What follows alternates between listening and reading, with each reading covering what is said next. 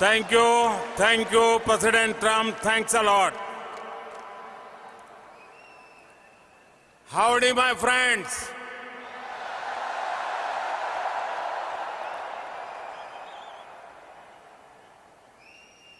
ये जो दृश्य है,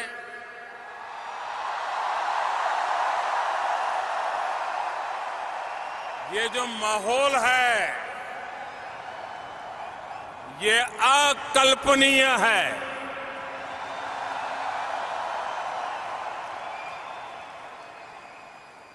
और जब टेक्सास की बात आती है तो हर बात भव्य होनी, विशाल होनी, ये टेक्सास के स्वभाव में है।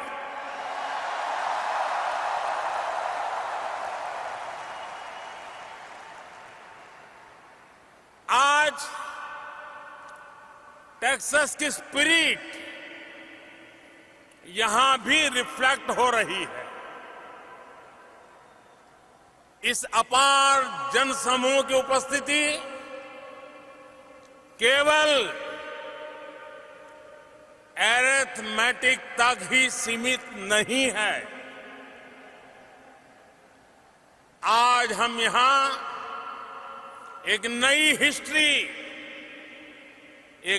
हिस्ट्री बनते हुए देख रहे हैं और एक नई केमिस्ट्री भी।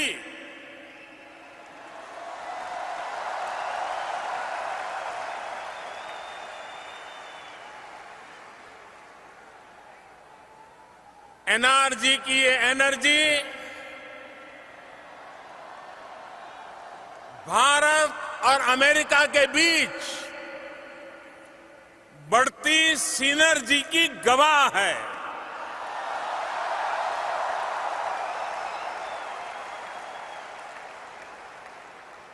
प्रेसिडेंट ट्रंप का यहां आना अमेरिका की महान डेमोक्रेसी के अलग अलग प्रतिनिधियों का, चाहे वो रिपब्लिकन हो, डेमोक्रेट हो, उनका यहां आना और भारत के लिए, मेरे लिए इतनी प्रशंसा में काफी कुछ कहना, मुझे बहुत शुभकामनाएं देना। स्टेनी होयर, सेनेटर कॉर्निन, सेनेटर क्रूज और अन्य साथियों ने जो भारत की प्रगति के बारे में कहा है, जो प्रशंसा की है, वो अमेरिका में रहने वाले भारतीयों का, उनके सामर्थ्य, उनके अचीवमेंट का सम्मान है।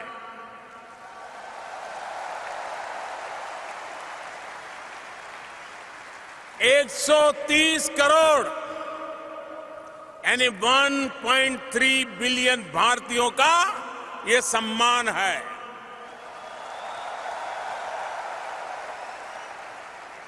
इलेक्टेड रिप्रेजेंटेटिव्स के अलावा भी बहुत से अमेरिकी मित्र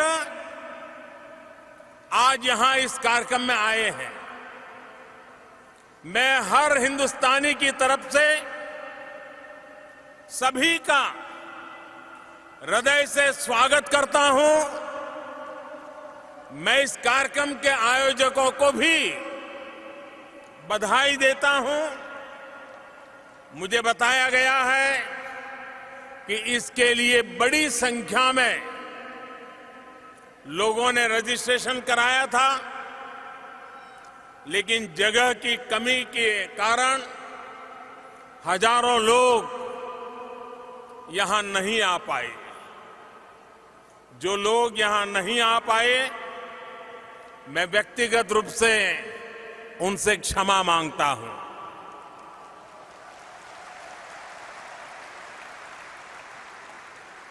मैं ह्यूस्टन, टेक्सास प्रशासन को भी,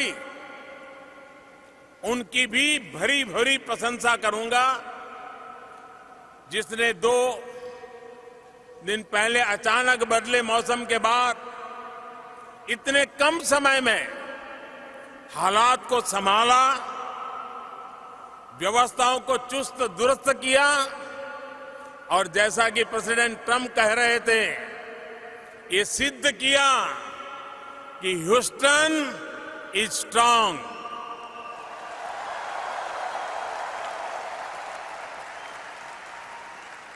साथियों, इस कार्यक्रम का नाम हाउडी मोदी है। हाउडी मोदी। लेकिन मोदी अकेले कुछ नहीं है।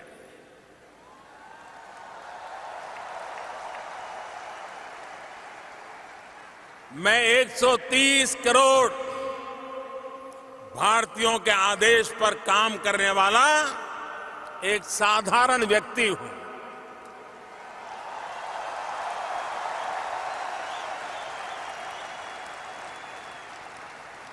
और इसलिए जब आपने पूछा है हाउडी मोदी, तो मेरा तो मन कहता है उसका जवाब यही है, भारत में सब अच्छा है।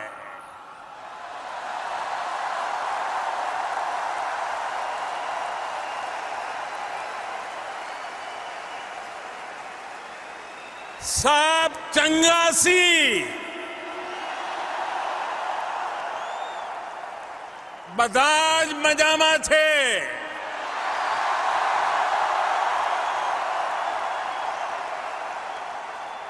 अंता बागुंदी,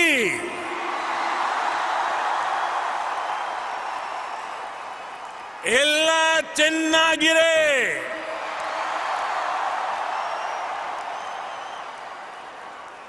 एल्लाम सौकियम,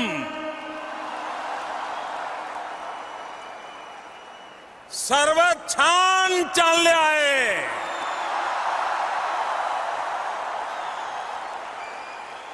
सब खूब भालो, सबू भल्ला अच्छी। साथियों, हमारे अमेरिकी मित्रों को ये आश्चर्य हो रहा होगा कि मैंने क्या बोला है।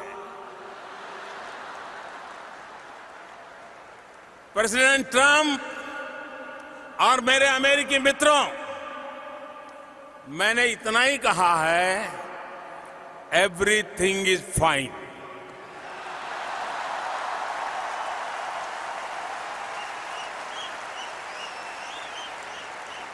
लेकिन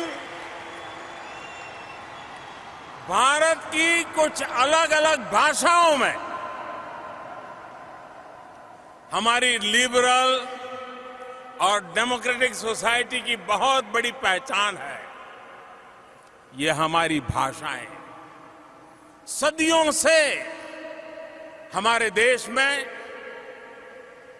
सैकड़ों भाषाएं, सैकड़ों बोलियां सह अस्तित्व की भावना के साथ आगे बढ़ रही है और आज भी करोड़ों लोगों की मातृभाषा बनी हुई है। और साथियों, सिर्फ भाषा ही नहीं, हमारे देश में अलग अलग पंथ, दर्जनों संप्रदाय, अलग अलग पूजा पद्धतियां, सैकड़ों तरह का अलग अलग क्षेत्रीय खान पान, अलग अलग वेशभूषा, अलग अलग मौसम ऋतु चक्र इस धरती को अद्भुत बनाते हैं।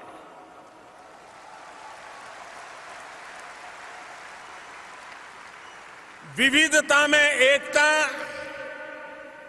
यही हमारी धरोहर है, यही हमारी विशेषता है।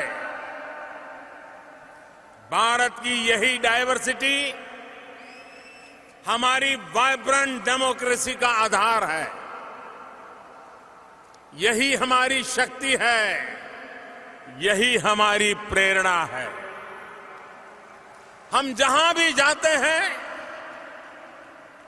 डायवर्सिटी, डेमोक्रेसी के संस्कार साथ साथ लेकर के साथ चले जाते हैं। आज यहां इस स्टेडियम में बैठे 50,000 से ज्यादा भारतीय हमारी महान परंपरा के प्रतिनिधि बनकर आज यहां उपस्थित हैं। आप में से कई तो ऐसे भी हैं जिन्होंने भारत में डेमोक्रेसी के सबसे बड़े उत्सव 2019 के चुनाव में भी अपना सक्रिय योगदान दिया है। वाकई ये एक ऐसा चुनाव था जिसने इंडियन डेमोक्रेसी की शक्ति का परचम पूरी दुनिया में लहरा दिया। इस चुनाव में 61 करोड़ यानी कि 610 मिलियन से अधिक वोटर्स ने हिस्सा लिया। एक तरह से अमेरिका की टोटल पॉपुलेशन का लगभग डबल।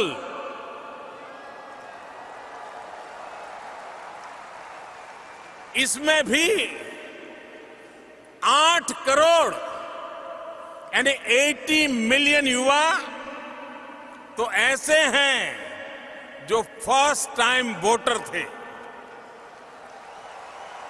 भारत की डेमोक्रेसी के इतिहास में सबसे ज्यादा विमेन वोटर्स ने इस बार वोट डाला था और इस बार सबसे ज्यादा संख्या में महिलाएं चुनकर भी आई हैं। साथियों, 2019 के चुनाव ने एक और नया रिकॉर्ड स्थापित किया। 60 साल के बाद, आफ्टर 6 डेकेड्स, 60 साल के बाद ऐसा हुआ जब पूर्ण बहुमत के साथ बनी कोई सरकार अपना 5 साल का कार्यकाल पूरा करके पहले से ज्यादा संख्या बल के साथ लौटी।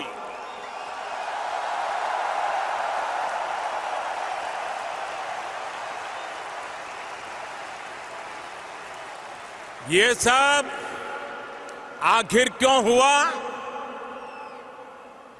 किसकी वजह से हुआ?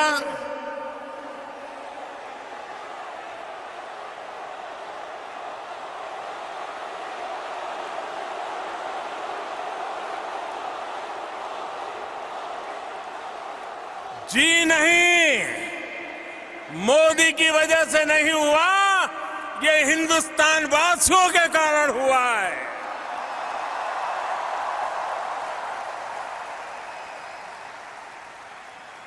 साथियों, धैर्य हम भारतीयों की पहचान है, लेकिन अब हम अधीर हैं देश के विकास के लिए। 21वीं सदी में देश को नई ऊंचाई पर ले जाने के लिए आज भारत का सबसे चर्चित शब्द है विकास। आज भारत का सबसे बड़ा मंत्र है सबका साथ, सबका विकास।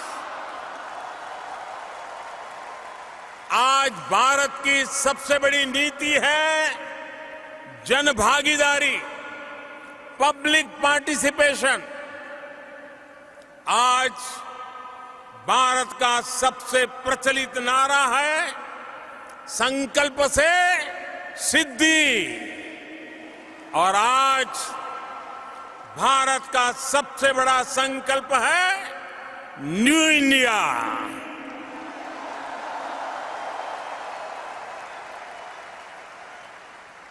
भारत आज न्यू इंडिया के सपने को पूरा करने के लिए दिन रात एक कर रहा है और इसमें सबसे खास बात है कि हम किसी दूसरे से नहीं बल्कि खुद अपने आप से मुकाबला कर रहे हैं।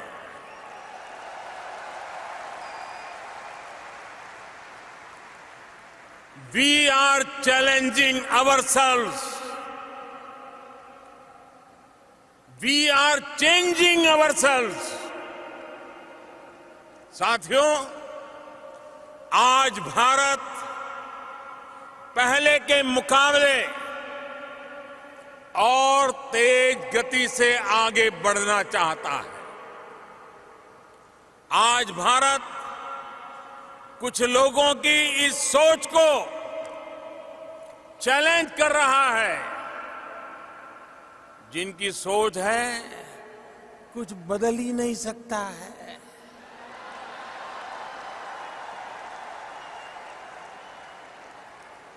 बीते 5 सालों में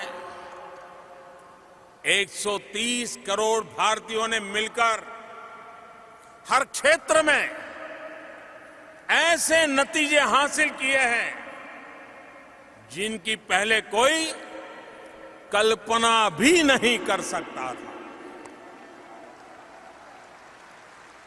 we are aiming high, we are achieving higher.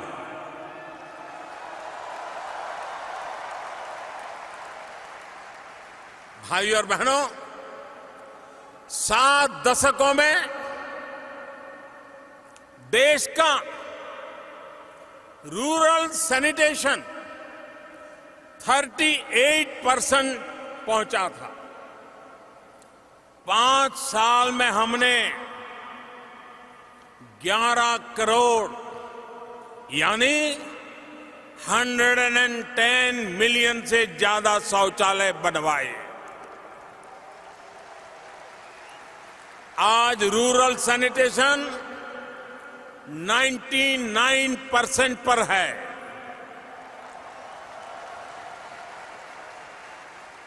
देश में कुकिंग गैस कनेक्शन भी पहले 55% के करीब था। 5 साल के भीतर भीतर हमने इसे 95% पहुंचा दिया। सिर्फ 5 साल में हमने 15 करोड़ यानी 150 मिलियन से ज्यादा लोगों को गैस कनेक्शन से जोड़ा है। भारत में रूरल रोड कनेक्टिविटी यह भी पहले सिर्फ 55% थी। 5 साल में हम इसे 97% तक ले गए।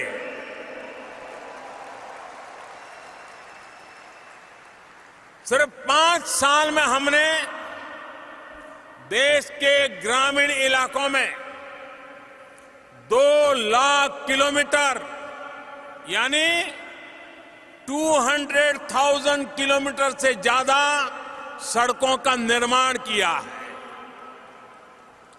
भारत में 50% से भी कम लोगों के बैंक अकाउंट थे।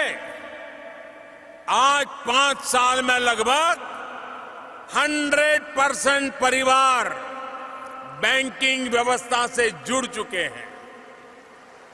5 साल में हमने 37 करोड़ यानी 370 मिलियन से ज्यादा लोगों के नए बैंक अकाउंट खुलवाए हैं। साथियों, आज जब लोगों की बेसिक नेसेसिटीज की चिंता कम हो रही है तो वो बड़े सपने देख पा रहे हैं। उन्हें अचीव करने के लिए सारी एनर्जी उस दिशा में लगा रहे हैं। साथियों, हमारे लिए जितना ईज ऑफ डूइंग बिजनेस का महत्व है, उतना ही ईज ऑफ लिविंग का भी।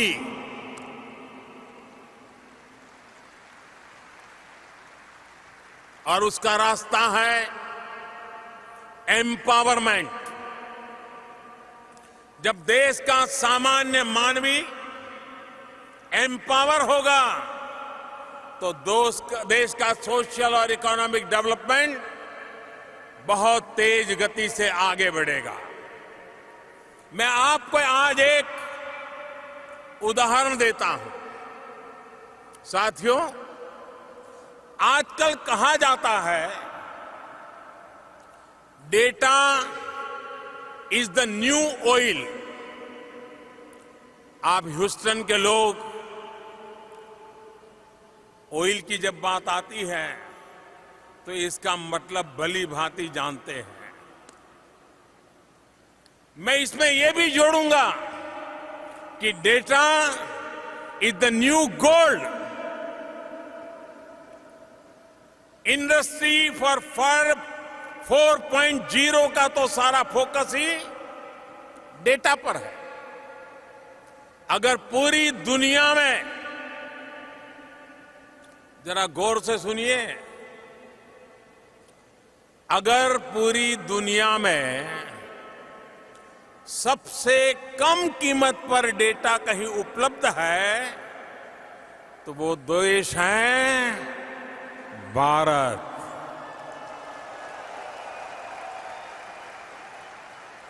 आज भारत में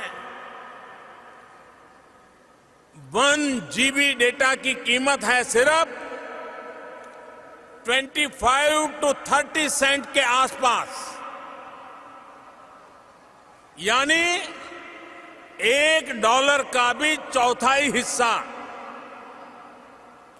और मैं ये भी बताना चाहूंगा कि 1 GB डेटा की वर्ल्ड एवरेज की कीमत इससे 25 से 30 गुना ज्यादा है। ये सस्ता डेटा भारत में डिजिटल इंडिया की एक नई पहचान बन रहा है।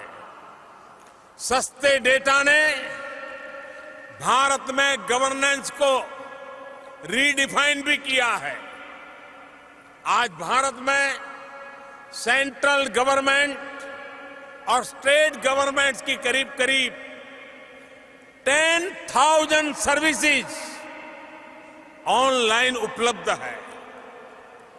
साथियों, एक समय था जब पासपोर्ट बनने में 2 से 3 महीने लगते थे। अब 1 हफ्ते से भी कम समय में पासपोर्ट घर आ जाता है। पहले वीजा को लेकर किस तरह की दिक्कतें थी, ये शायद आप ज्यादा जानते हैं। आज यूएस भारत के ई वीजा फैसिलिटी के सबसे बड़े यूजर्स में से एक है। साथियों, एक समय था जब नई कंपनी के रजिस्ट्रेशन में 2-2, 3-3 हफ्ते लग जाते थे। अब 24 घंटे में नई कंपनी रजिस्टर हो जाती है। एक समय था जब टैक्स रिटर्न भरना बहुत बड़ा सिरदर्द होता था।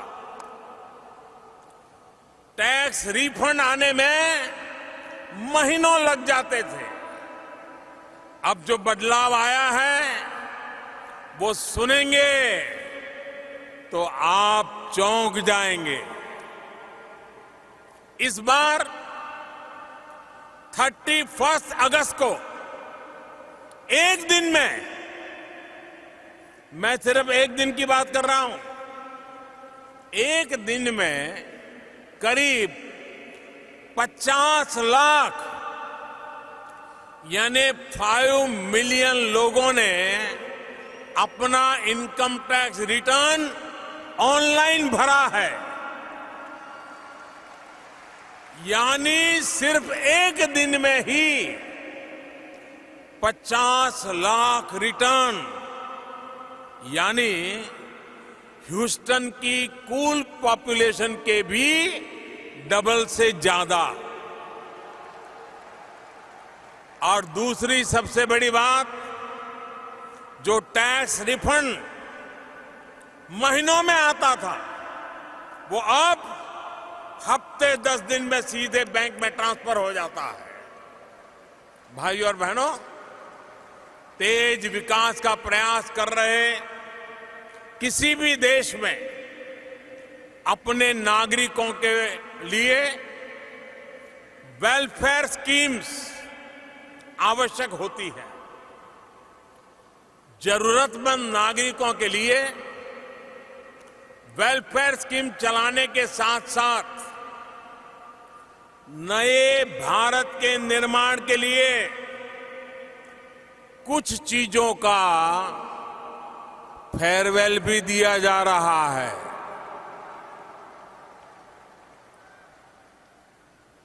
हमने जितना महत्व वेलफेयर को दिया है, उतना ही फेयरवेल को भी दे रहे हैं। इस 2 अक्टूबर को जब देश महात्मा गांधी की 150वीं जन्म जयंती मनाएगा, तो भारत ओपन डेफिकेशन को फेयरवेल दे देगा। भारत बीते 5 सालों में 1500 से ज्यादा बहुत पुराने कानूनों को भी फेयरवेल दे चुका है। भारत में दर्जनों टैक्स का जो जाल था, वो भी बिजनेस फ्रेंडली माहौल बनाने में रुकावट खड़ी करता था। हमारी सरकार ने टैक्स के इस जाल को फेयरवेल दे दिया और जीएसटी लागू किया। बरसों बाद देश में 1 नेशन 1 टैक्स का सपना हमने साकार कर दिखाया है। साथियों, हम करप्शन को भी चैलेंज कर रहे हैं। उसे हर स्तर पर फेयरवेल देने के लिए एक के बाद एक कदम उठा रहे हैं। बीते 2-3 साल में भारत ने 3.5 लाख यानी 350,000 से ज्यादा संदिग्ध कंपनियों को भी फेयरवेल दे दिया है। हमने 8 करोड़ यानी 80 मिलियन से ज्यादा ऐसे फेक नेम्स को भी फेयरवेल दे दिया है, जो सिर्फ कागजों पर थे और सरकारी सेवाओं का फायदा उठा रहे थे। और साथियों, आप कल्पना कर सकते हैं, इन फर्जी नामों को हटाकर कितने रुपये गलत हाथों में जाने से बचाए गए हैं।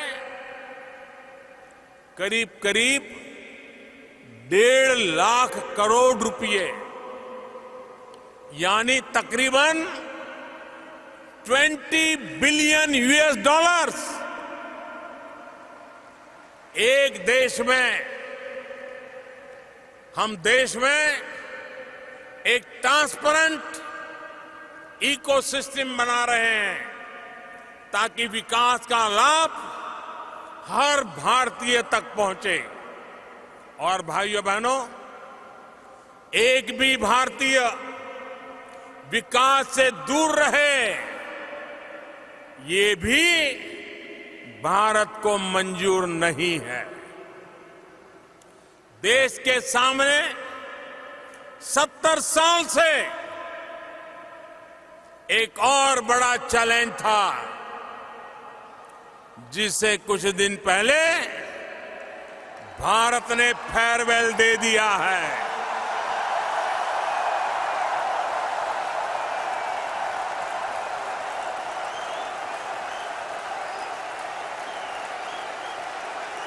आप समझ गए?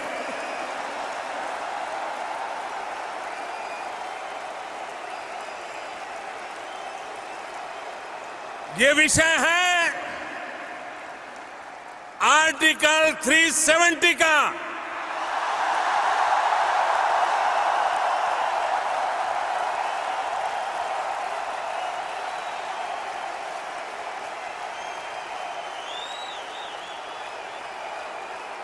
आर्टिकल 370 ने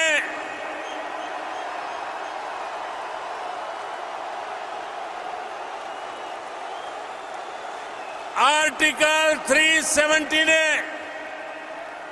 जम्मू कश्मीर और लद्दाख के लोगों को विकास से और समान अधिकारों से वंचित रखा था।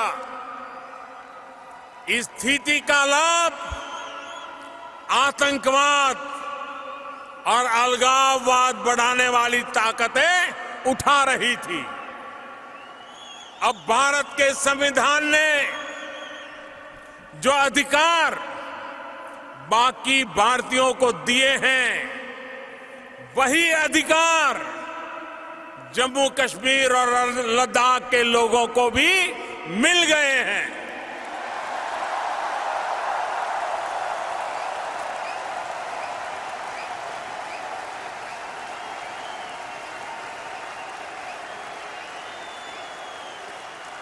वहां की महिलाओं, बच्चों, दलितों के साथ हो रहा भेदभाव खत्म हो गया है।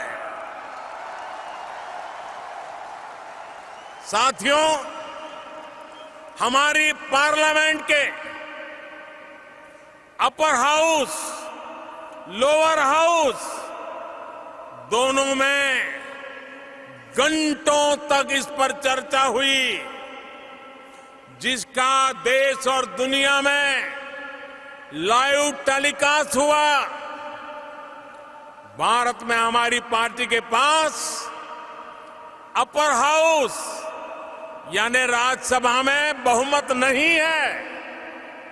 बावजूद इसके हमारी पार्लियामेंट के अपर हाउस और लोअर हाउस दोनों ने इससे जुड़े फैसलों को 2/3 बहुमत से पास किया है।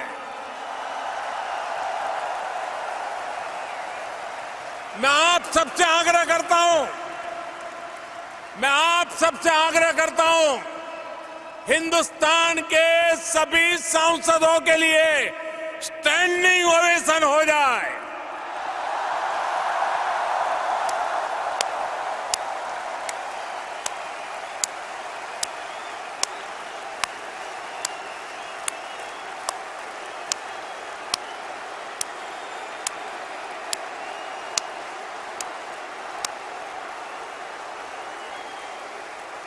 हाँ, बहुत बहुत धन्यवाद आपका। भारत अपने यहां जो कर रहा है, उससे कुछ ऐसे लोगों को भी दिक्कत हो रही है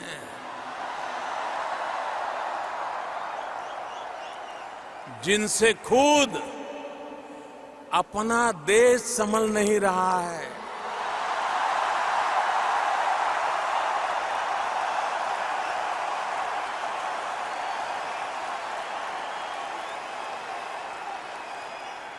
इन लोगों ने भारत के प्रति नफरत को ही अपनी राजनीति का केंद्र बना दिया है। ये वो लोग हैं जो अशांति चाहते हैं, आतंक के समर्थक हैं, आतंक को पालते पोसते हैं।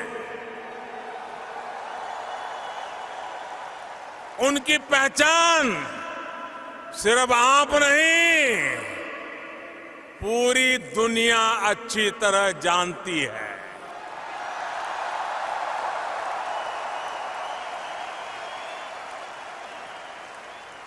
अमेरिका में 9/11 हो या मुंबई में 26/11 हो, उसके साजिशकर्ता कहां पाए जाते हैं?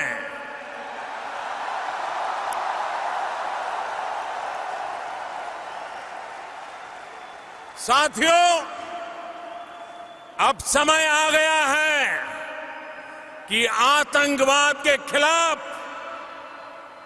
और आतंकवाद को बढ़ावा देने वालों के खिलाफ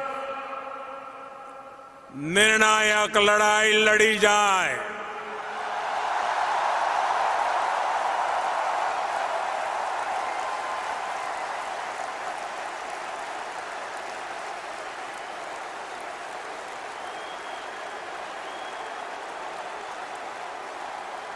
मैं यहां पर जोर देकर कहना चाहूंगा कि इस लड़ाई में प्रेसिडेंट ट्रंप पूरी मजबूती के साथ आतंक के खिलाफ खड़े हुए हैं।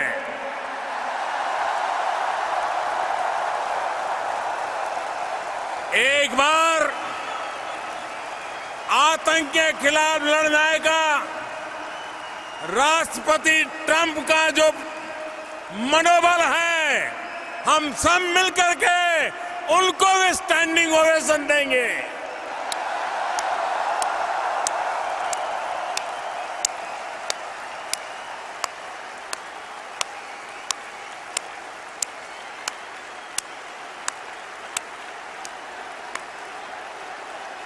थैंक यू दोस्तों, भाई और बहनों। भारत में बहुत कुछ हो रहा है, बहुत कुछ बदल रहा है और बहुत कुछ करने के इरादे लेकर के हम चल रहे हैं।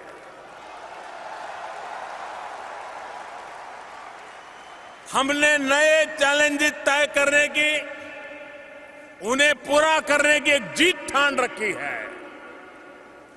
देश की इन्हीं भावनाओं पर मैंने कुछ दिन पहले एक कविता लिखी थी।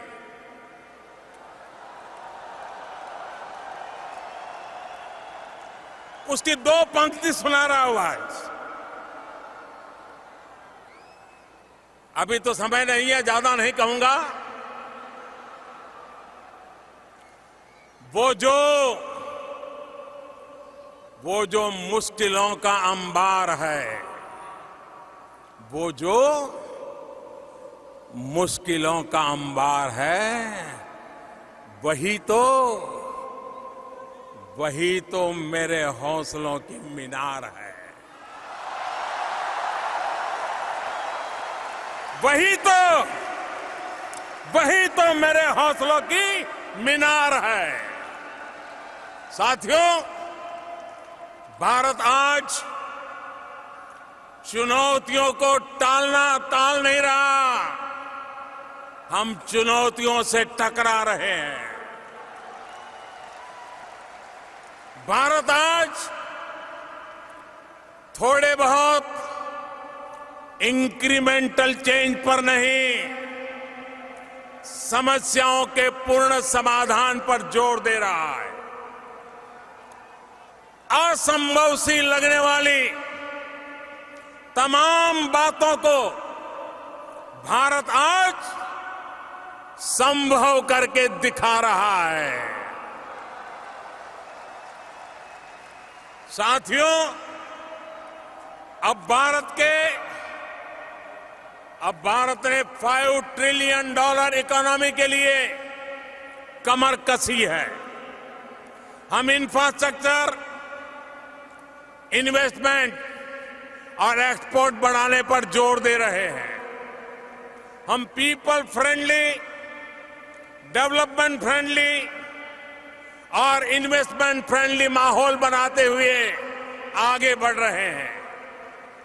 हम इंफ्रास्ट्रक्चर पर 100 लाख करोड़ रुपए, करीब करीब 1.3 ट्रिलियन डॉलर खर्च करने वाले हैं। साथियों, बीते 5 वर्षों में दुनिया में तमाम अनिश्चितताओं के बावजूद भी भारत की ग्रोथ रेट एवरेज 7.5% रही है। और ये भी ध्यान रखिए, पहले की किसी सरकार के पूरे कार्यकाल का एवरेज देखें तो ऐसा पहले कभी नहीं हुआ है। पहली बार एक साथ लो इन्फ्लेशन, लो फिस्कल डेफिसिट और हाई ग्रोथ का दौर आया है। आज भारत दुनिया के बेहतरीन एफडीआई डेस्टिनेशन में से एक है। साल 2014 से 2019 तक एफडीआई इनफ्लो में करीब करीब 2 गुनी बढ़ोतरी हुई है। अभी हाल में ही हमने सिंगल ब्रांड रिटेल में एफडीआई के नॉर्म्स को आसान बनाया है। कोल माइनिंग और कॉन्ट्रैक्ट मैन्युफैक्चरिंग में विदेशी इन्वेस्टमेंट अब 100% तक हो सकता है। मैं कल एनर्जी सेक्टर के सीईओ से यहां ह्यूस्टन में मिला। भारत ने कॉरपोरेट टैक्स में भारी कमी का जो निर्णय लिया है, उससे वो सारे के सारे लोग बहुत ही उत्साहित नजर आए। उनका फीडबैक है कि कॉरपोरेट टैक्स कम करने के फैसले से सिर्फ भारत में ही नहीं बल्कि ग्लोबल बिजनेस लीडर्स में बहुत पॉजिटिव मैसेज गया है। ये फैसला भारत को और ग्लोबल कॉम्पिटिटिव बनाएगा। साथियों, भारतीयों के लिए अमेरिका में और अमेरिकियों में के लिए भारत में आगे बढ़ने की अपार संभावना है। $5 ट्रिलियन इकोनॉमी के लिए न्यू इंडिया का सफर और प्रेसिडेंट ट्रंप के नेतृत्व में अमेरिका की मजबूत इकोनॉमिक ग्रोथ इन संभावनाओं को नए पंख लगा देंगे। प्रेसिडेंट ट्रंप ने अपने संबोधन में जिन इकोनॉमिक मिरेकल्स की बात कही, वो सोने में सुहागा हो गए। आने वाले 2-3 दिनों में प्रेसिडेंट ट्रंप के साथ मेरी बातचीत होने वाली है। मैं उम्मीद करता हूं कि उससे भी कुछ पॉजिटिव रिजल्ट्स निकलेगा। वैसे तो प्रेसिडेंट ट्रंप मुझे टफ नेगोशिएटर कहते हैं, लेकिन वो खुद भी the art of the deal में माहिर है। और मैं उनसे बहुत कुछ सीख रहा हूं। साथियों, एक बेहतर भविष्य के लिए हमारा ये फॉरवर्ड मार्च अब और तेज गति से बढ़ने वाला है। आप सभी साथी इसका अहम हिस्सा है, ड्राइविंग फोर्स है। आप अपने वतन से दूर है, लेकिन वतन की सरकार आपसे दूर नहीं है।